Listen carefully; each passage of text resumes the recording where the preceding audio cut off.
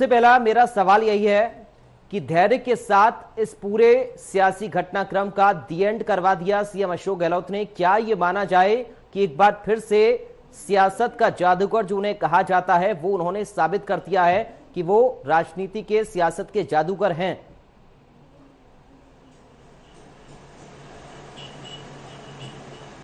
पराग, ये कह सकते हैं आप कि राजनीति के जादूगर हैं, लेकिन मेरा ये कहना है कि वो एक चाणक्य है, जिसे चाणक्य, राजनीति के चाणक्य हैं, कांग्रेस के वो चाणक्य हैं।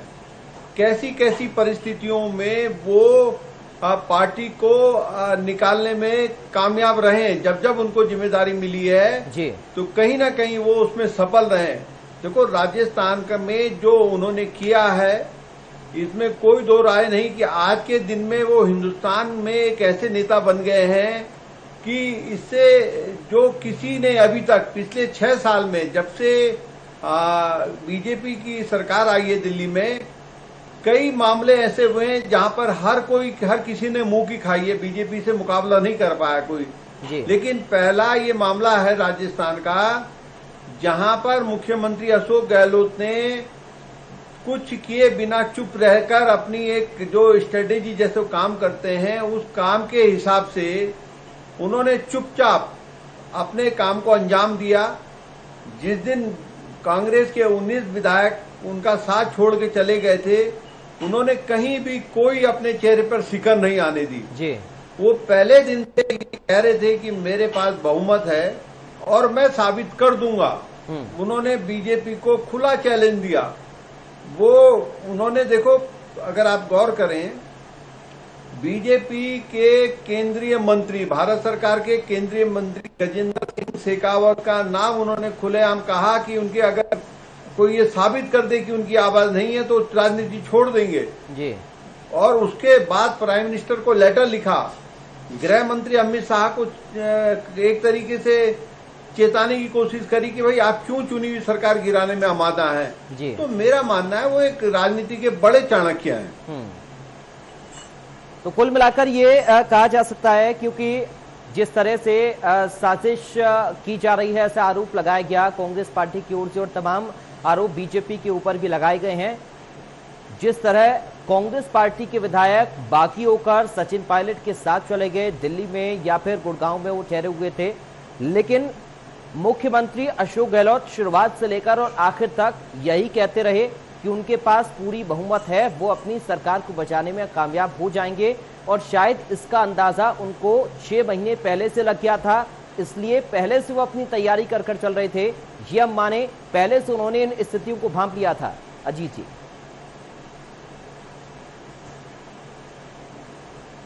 पराग जी, मैं इस घटनाक्रम में आपको कर्नाटक ले जाता हूं। पहले कर्नाटक में जब विधानसभा के चुनाव हुए थे और वहां पर एक ऐसा बहुमत, एक ऐसे जो रिजल्ट आया था जिसमें कि सरकार बनाना किसी भी पार्टी को बहुमत नहीं था और कैसे सरकार बनाई जाए, ये बड़ी एक चुनौती थी वहां पर। अशोक गहलोत उस वक्त महासचिव थे और वो वहां पर एक ऑब्जर्वर के रूप में गए थे वहां पे। तो वो एक फैसला पहली बार कांग्रेस ने करा था कि भाई, उन्होंने कहा कि हम मुख्यमंत्री नहीं बन रहे हैं, कोई बात नहीं, लेकिन सामने जो जेडीएस को था उसको ऑफर दे दिया कि आप सरकार बनाओ। और वहां पे सरकार बनी, हालांकि वो सरकार नहीं चल पाई और सरकार गिर गई। तो मुख्यमंत्री अशोक गहलोत जानते थे कि अगर पूर्ण बहुमत की सरकार हाशिए वाली है तो ये बीजेपी कभी न कभी उनके साथ छेड़छाड़ करेगी। तो जब राजस्थान में उनकी सरकार बनी तो वो कांग्रेस के पास जो आंकड़ा था, बहुत बड़ा आंकड़ा नहीं था, बॉर्डर पे थी वो बहुमत भी। उन्हें जब 2 चुनाव हुए उसके बाद ही 101 सीट आई कांग्रेस की, फिर 6 बीएसपी के लोगों को मिलाया और बाकी निर्दलियों को जोड़कर ये आंकड़ा 125 तक पहुंचाया। तो मुख्यमंत्री गहलोत जानते थे कि कहीं ना कहीं देर सवेर बीजेपी हमारी कमजोर कड़ियों को ढूंढेगी, उन कमजोर कड़ियों का इस्तेमाल करेगी, इसलिए वो पहले दिन से ही सजग थे और उन्हें पता था कि क्या होने वाला है और क्या होगा जी, उसका कैसे बचाव करना है। तो उन्होंने, ये कह सकते हैं, चारों तरफ से अच्छी खासी बाड़ेबंदी अपनी सरकार को बचाने की हुई थी। 17-18 विधायक चले गए। मैं तो अभी भी कह रहा हूं कि अगर सचिन पायलट वापस नहीं भी आते, कांग्रेस के 19 विधायक वापस नहीं आते, अशोक गहलोत सदन के अंदर अपनी सरकार का बहुमत साबित कर देते। बिल्कुल। और अजीत कर देते हो जी, हर हाल में। अजीत जी, ये माना जाए अब ये वापस आ गए, विपक्ष को चारों खाने यहाँ चित्त कर दिया अशोक गहलोत ने, और आलाकमान के सामने एक बार फिर से उनका कद और ज्यादा बढ़ गया है, क्योंकि इस बार खुद के उनके राज्य की बारी थी।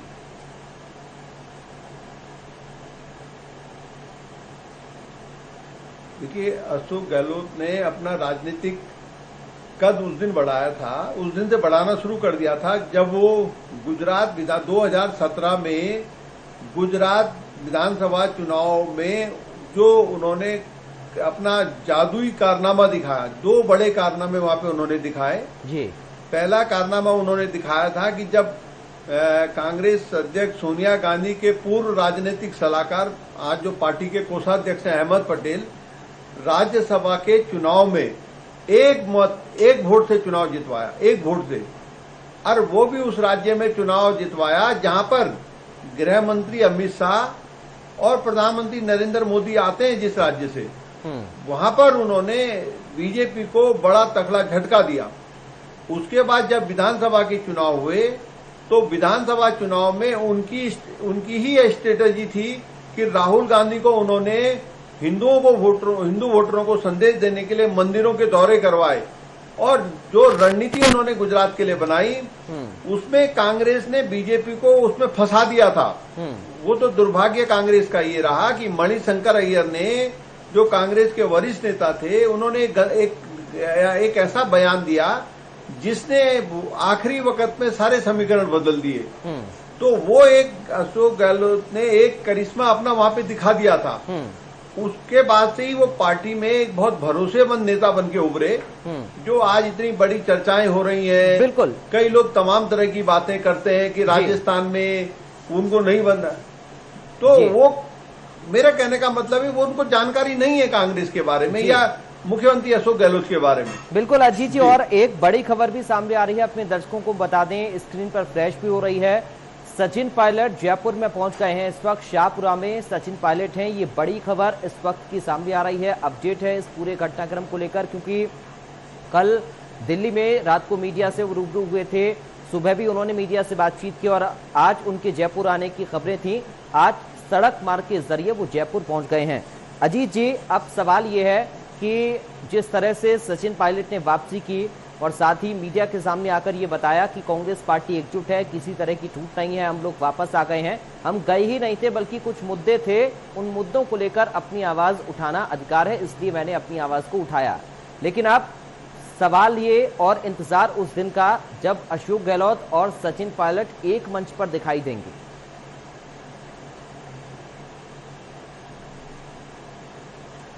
पराग, क्या है कि मैं बड़ा हैरान हूं कल से। कल मैं कई खबरें देख रहा हूं, कई चीजें देख रहा हूं, और कोई ये नहीं देख रहा है, कोई ये गौर नहीं कर रहा है कि बीजेपी के खेमे में जब विधायकों की बाड़ेबंदी हुई, बीजेपी अपने विधायकों को लेकर गुजरात ले जाने लगी, तो केवल 20 एमएलए गुजरात गए जी, केवल 20 एमएलए। बाकी 45 एमएलए कहां है, कोई बताएगा? बीजेपी के अंदर एक दहशत बैठ गई थी।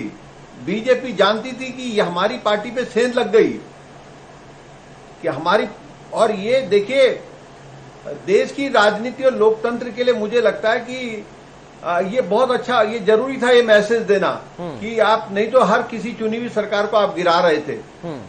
आप देखिए कि वो विधायकों का मामला ऐसा फंसा कि बीजेपी को अपने हाथ खड़े करने पड़े, और ये जो विधायक बंधक बनाए गए थे 19 विधायक मानेसर में, उनको छोड़ना पड़ा। और विधायक जैसी छोड़े वो, उनमें से आप समझ लीजिए कि कई विधायकों ने, करीब 10-12 विधायकों ने मुख्यमंत्री से संपर्क साधा, दिल्ली में अहमद पटेल से संपर्क साधा, केसी वेणुगोपाल से संपर्क साधा, और उन्होंने वापसी के लिए अपने जतन शुरू किए। और सचिन पायलट के पास कोई चारा नहीं था वापसी के अलावा। वो बीजेपी ने उनको एक तरीके से कहा कि भाई अब आपका उपयोग नहीं है हमारे पास। सचिन पायलट के एकमात्र चारा ही कांग्रेस में वापसी का था, इसलिए वो बिना शर्त कांग्रेस में आए हैं।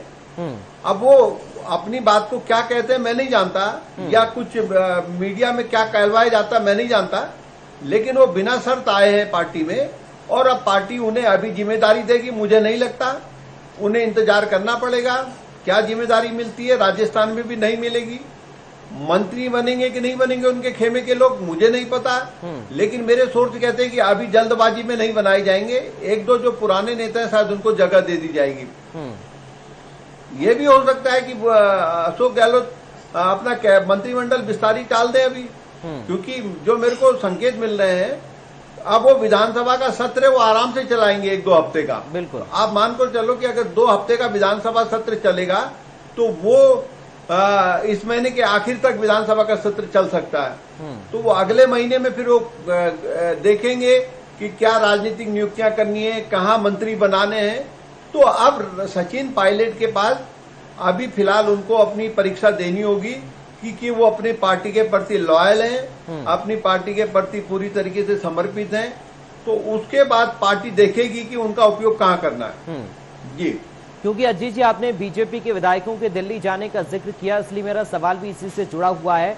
वसुंधरा राजे सिंधिया दिल्ली पहुंची, आलाकमान से एक लंबी चर्चा उनकी हुई, अपने महत्व को उन्होंने जता दिया था। तो क्या ये माना जाए कि वसुंधरा के दिल्ली दौरे से बाजी पलट गई यहां पर?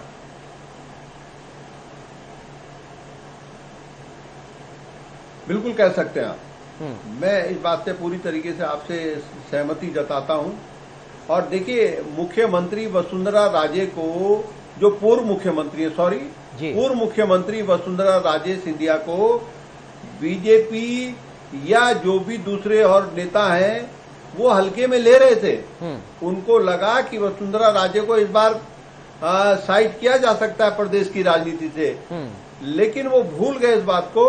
मैं आपको बताऊं, राजस्थान में 2 ऐसे नेता हैं, एक अशोक गहलोत, दूसरी वसुंधरा राजे सिंधिया। कांग्रेस में अशोक गहलोत ढाणी ढाणी गांव में कहां पे कैसा पानी है, कहां पर क्या फसल पैदा होती है, कहां पर कौन व्यक्ति रहता है, पूरी जानकारी रखते हैं। वही वसुंधरा राजे हैं, वो भी प्रदेश की पूरी जानकारी रखते हैं, और उनका काम करने का तरीका दोनों का बहुत अलग है। और इस नाते उनको पार्टी, कोई भी पार्टी हो, कांग्रेस हो या बीजेपी हो, वो उनको इतनी जल्दी इग्नोर नहीं कर सकती, क्योंकि वसुंधरा के समर्थक विधायक थे, उन्होंने मना कर दिया था दिल्ली जाने से। अजीत, उसके बाद वो लाइट है, नहीं, मैं वही कह रहा हूं, वो वसुंधरा के विधायकों ने, दिल्ली की बात नहीं कर रहा हूं मैं, दिल्ली के अलावा उन्होंने जो है, आपने देखा होगा कि जब गुजरात भेजे गए थे विधायक, तो गुजरात भेजने के समय केवल 20 ही विधायक गए, और उस दिन खबर आई कि झालावाड़ के विधायकों ने जो है जाने से मना कर दिया। और आप देखो कि 75 एमएलए हैं वहां पे, 75 में से आपके केवल 20 एमएलए गुजरात गए, यानी कि जो 55 एमएलए हैं वो राजस्थान में रहे, वो कहां पे हैं किसी को नहीं पता। तो मेरा कहने का मतलब यह है कि वो राजस्थान में ही हैं, ये कह सकते हैं आप, लेकिन उनकी भूमिका क्या होती। आज बीजेपी की बैठक थी विधायक दल की, वो तो बीजेपी को ये आभास हो गया था, बीजेपी का आला कमान को ये आभास हो गया था कि वसुंधरा राजे को जिस तरह से वो दबाना चाह रहे थे वो शायद नहीं दबा पाए, या उनके ऊपर जो उनको एक तरीके से जो वो उनको समझाया जा रहा था, वो शायद वसुंधरा राजे ने अपने आला कमान को समझा दिया। मुझे लगता है कि भाई वो पहले दिन से सरकार के तोड़ फोड़ के पक्ष में नहीं थी, वो नहीं चाहती थी कि सरकार गिरे। तो वसुंधरा राजे के ने अपनी जो विधायकों में पकड़ है उसको साबित किया कि वो आज भी राजस्थान की लोकप्रिय नेता है बीजेपी की।